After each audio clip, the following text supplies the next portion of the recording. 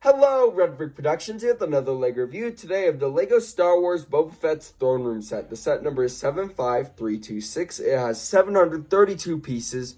It has 7 minifigures and 1 build. And without further ado, let's take a look at those figures. So let's start off with the man himself, the man who rules with respect, Boba Fett. And this is a really cool figure. We did get this figure in the Boba Fett Starship or the Slave One, whatever you want to call it. And honestly, I think it's the sand green that gets me. This does not work well. You need a darker green.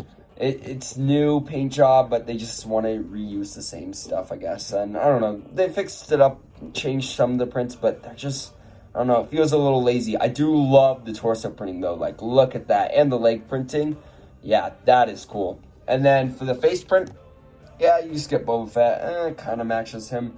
Would have been nice to get an alternate face, but I guess I understand why they didn't, because he doesn't wear his helmet a lot in the show. He kind of leaves it off for the most part. So yeah, I think this is a really good figure. I just wish the helmet was updated as well as the jetpack. So for this figure, we get Mcferren, and honestly, I really love the torso and legs. Like, look at that printing with sidearm, back torso printing, which has a little bit of a metallic print, so that's pretty cool. I love the arm printing, though, the sidearm printing. The face is pretty good. Alternate face too. I think that works as well. I actually do think both those work. I don't know. The eyes, I wish were a little bit different. The hair is amazing, though. Like, look at that. That is cool. One miss, though.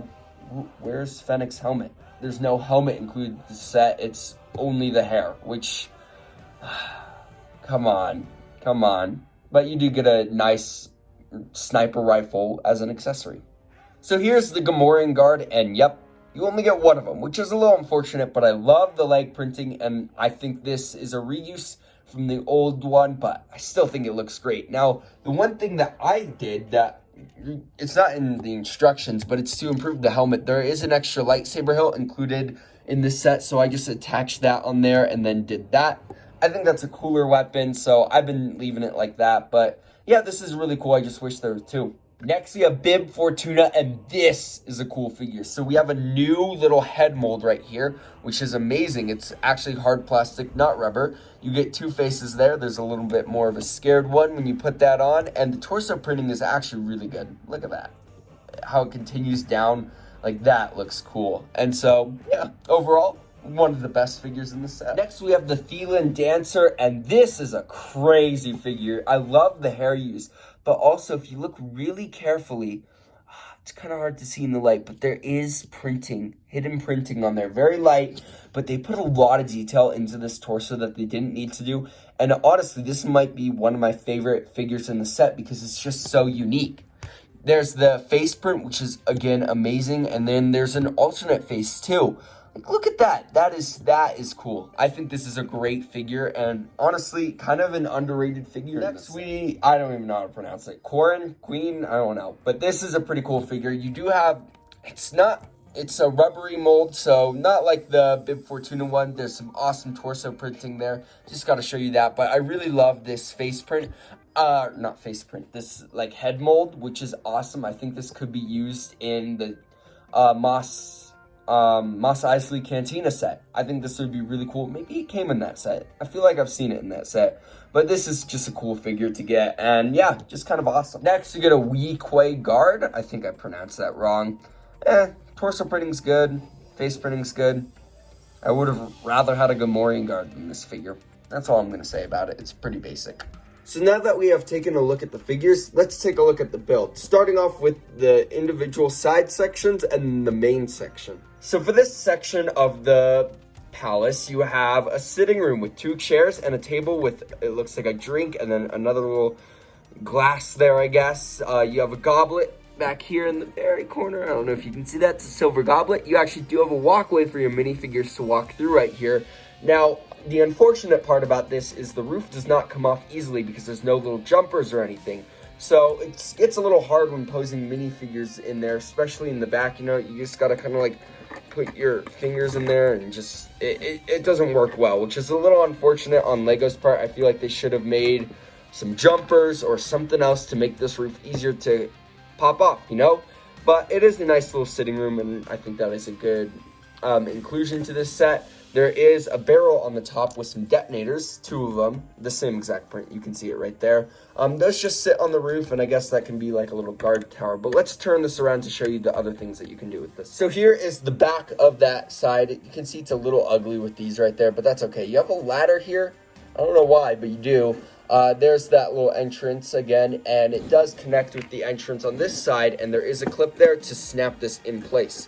It's pretty easy to do, and I like that they did that, and I think that's a good inclusion. But now let's take a look at the tower. So for the inside of the tower, you have a little control panel here, which actually I think is really cool. A little silver mug right there, and then the main door, and I'll show you that in a second. But you also have a little knob right here, and what that does is it moves the stairs a bit. So let's just say you have a little figure standing right there, and there's a battle going on or something. You can kind of launch the figure. Oh, that didn't really launch. That figure more just fell. Oh, usually they launch. Okay, well, basically fall. So I guess you can make them slip in a comedic effect. Up here, this is the tower room, and there's not much. You just have some space binoculars there, and barely any room for standing because a lot of it is used for the door play feature. So yeah, there's barely any room for standing, which is a miss in my view. Now from this side, this actually looks really good. I wish it was a little taller, but I think it looks really good. I especially love the front door right here, where you have the turret up here, which is on a ball joint. Hopefully you can see that. So this is just kind of moves around like that. Oh, you can see my little Mandalorian holding my phone charger. Yeah, the other print here is a new little door print. I think this is new, but it's the little camera eye, and that can be pushed in and out, because what you do is if you push this in and lift up the door, and then you won't see it, but I just pushed it out, it holds the door in place. So now the door is open, and then if I were to push this like that, it's supposed to slide a little faster, but it's supposed to slam shut. It doesn't really work too well, but I do like that you can hold the door open, and I think the door has a really good design. So play feature or not, I think it's good. And this also has the clip too, so there's no side entrance here, but there is the clip to clip it. Now for the main throne room, you have obviously the throne here, which looks amazing. And to do this, to get a closer look, we can just pull it off separately. But I actually want to take a look at all the stuff in here first. So as you can see, once you remove the throne right here, you have access to a blaster, another blaster, and 2 Beskar ingots, I guess. I don't know what you would call them, but 2 little pieces of Beskar. You have this little drink over here, which Jabba the Hutt used. You have some bones back here. You have a little chicken fryer right back here. And there's some more details behind here, which is pretty cool on how you can see, and some more details back here. But let's show you how you... So taking it to the back, this actually is a really nice curved design, and I really like how this looks. The roof is a little flat, but I think if the roof was changed a bit, that looks great. I think that looks really good. You have a snake right here. It's just red. I mean, that's pretty cool. We don't really get snakes very often, so that's quite nice. But how you can get access to the back is to just pull off the entire back, and boom, you have access right here. And this is where the chicken was, the bones. There's a little drink right here, and then in this box, let me just remove some stuff real quick. You have a box with a crystal in it right there, which is pretty cool. I don't know. I think they're just kind of filling some stuff up. So looks like there's more. It's kind of cool to get a crystal. Over on this back wall, you can see they have 2 lights, a pot, a bottle, and a little faucet there. There's a print right there, which looks really nice. I think that's the new one, the updated one. And then there's this little action pose piece right there. I don't know why that's there. I guess you could have a figure jumping. I don't know why that's there, but that's kind of cool. And it does open up the space a lot when you do that. So I like that they had the clip there and that this can be moved like that, because I think it opens up the space, allows for more play. And yeah, I think that's a good feature right there. Closing it all back up, it looks pretty good. Now let's take a look at the throne. So for the throne, you have 2 stickers here, which I actually really like. You have 2 stickers here, which if you line up, those look good. You have a little goblet here. You have the Rancor trap right there. Again, I think this is important, but it would have been cool if they did what they did for the 2012 Jabba's Palace and have a Rancor set separately.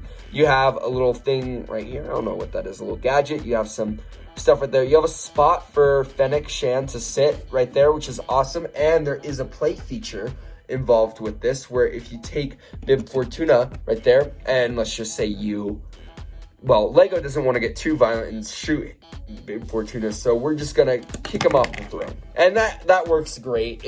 I think it's kind of cool, and also if you really want to make a dramatic shooting, you can make him fly off.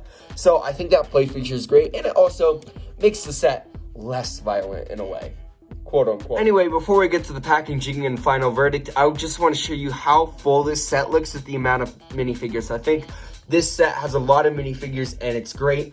I mean, obviously, I already told you I wish there was another Gamorrean guard, but other than that, this set looks so full with all the minifigures, and I think it looks great. One other detail about the roof that I forgot to mention are these little grates. Here's the box of the set, and this looks pretty cool with the little scene displayed there. For the back of the box, sorry, I don't have enough space in my recording studio. There's a lot of the play features. You can see that back opening up. You can see Bib Fortuna getting kicked off, the throne moving, the stairs that just make people flip, not fly.